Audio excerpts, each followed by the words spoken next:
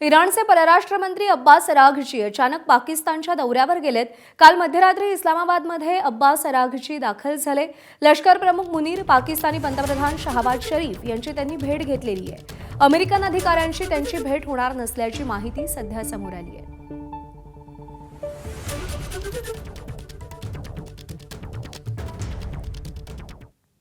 आखाती युद्धात शांती वार्तेची दुसरी फेरी पाकिस्तानमध्ये होण्याची शक्यता आहे।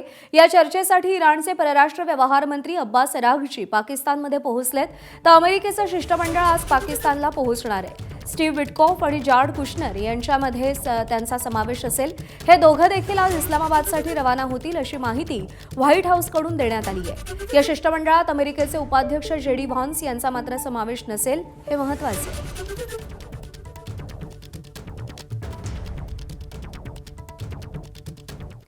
अमेरिकेसोबतच्या चर्चेचं कोणतंही वेळापत्रक निश्चित झालेलं नाही असं मोठं निवेदन इराणच्या परराष्ट्र मंत्रालयानं अराघची यांच्या भेटीसंदर्भात जारी केलंय।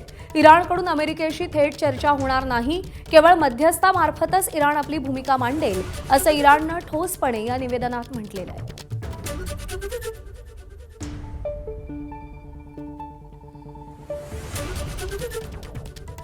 तर एकीकडे शांती वार्तेचे वारे वाहत आहेत आणि दुसरीकडे डोनाल्ड ट्रम्प यांच्या धमक्या मात्र सुरूच आहेत।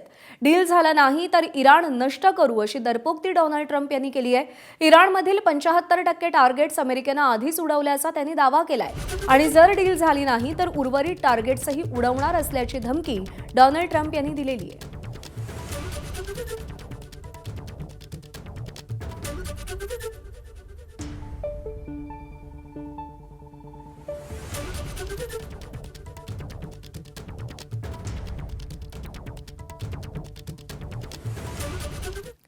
शांती वार्तेच्या दुसऱ्या फेरीसाठी इराणचे परराष्ट्र व्यवहार मंत्री अब्बास अराघची यांचं पाकिस्तानमध्ये स्वागत करण्यात आलं।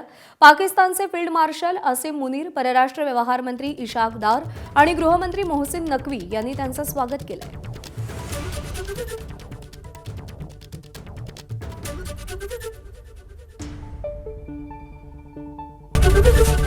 एबीपी माझा, उघडा डोळे बघा नीट।